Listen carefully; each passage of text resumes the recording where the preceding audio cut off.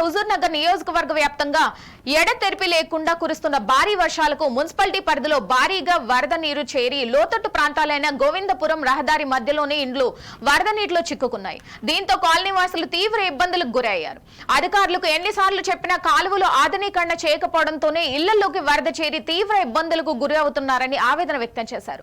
భారీ స్థాయిలో వరద వస్తున్న ఒక్క అధికారి కూడా తమ కాలనీ వైపు తిరిగి చూడలేదని ఆవేదన వ్యక్తం చేశారు. ఇప్పటికైనా అధికారులు స్పందించి తమకు న్యాయం చేయాలని డిమాండ్ చేశారు.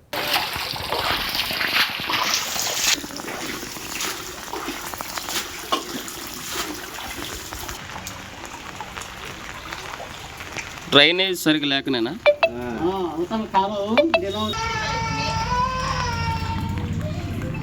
బాత్రూమ్ కూడా మొత్తం అడుగు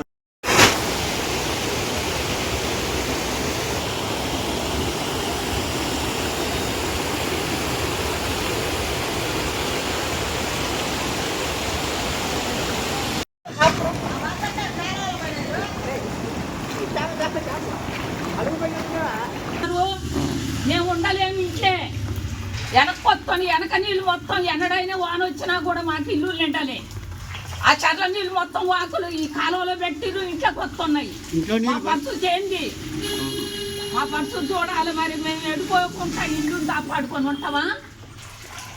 ఏం చాలు మరే మాకు నీకో బెడ్ నిలబడ్డాం. మా పరిస్థితి ఏంది? ఎవరు మారినా ఈ ప్రభుత్వాలు మారినా ఎన్ని మారినా మా జీవితాలు అయితే మారు. ఈ నీళ్ళు ఇంతే వస్తాయి. చెర్ల నీళ్ళు కూడా కలిపిర్రు. సామాన్యుడు అయ్యా ఒకటి ఇద్దరు పిల్లలు పెట్టుకొని ఉన్నా. నా గురించి ఇన్నిసార్లు చెప్పినా కూడా ఇంట్లోకి నీళ్ళు వచ్చి నా పిల్లలను పెట్టుకొని పారిపోతున్నా కూడా మమ్మల్ని పట్టించుకునేవాడు లేదు. వాటిలో ఎలక్షన్లు వచ్చినట్టు 60 లక్షలు 70 లక్షలు పెట్టి ఖర్చు పెడతారు. కానీ చిన్న డ్యామ్ కట్టడానికి 12 అడుగులు ఉన్న కాలంలో 7 అడుగులు చేసిర్రు. 7 అడుగులు చేసి ఎవరి మీద పోద్దాం ఈ నీళ్ళు. ఆ చెర్ల నీళ్ళు కూడా కలిపారు. ఆ బ్రిడ్జి కడతా అని చెప్పి 20 ఏళ్ళు అవుతుంది. జక్కుల వెంకయ్య గారు పోయారు, దొండకాన్ సింగ్ గారు పోయారు, అందరు వెళ్ళిపోయారు. అయినా సరే మాకు మాత్రం మేము మారలేదు. మమ్మల్ని ఇంతే ఉంచారు. రేపు వస్తుంది మన నాయకుడు వస్తాడు, మన నాయకుడు వస్తాడు అన్నారని ఏ నాయకుడు లేడు. మమ్మల్ని ఇంతే ఎడుకు తింటారు. సంపరాజులండి ఊరికి వచ్చి మమ్మల్ని కొద్దిగా సహకరించండి. ఈ నీళ్ళకి మేము చచ్చిపోతున్నాం.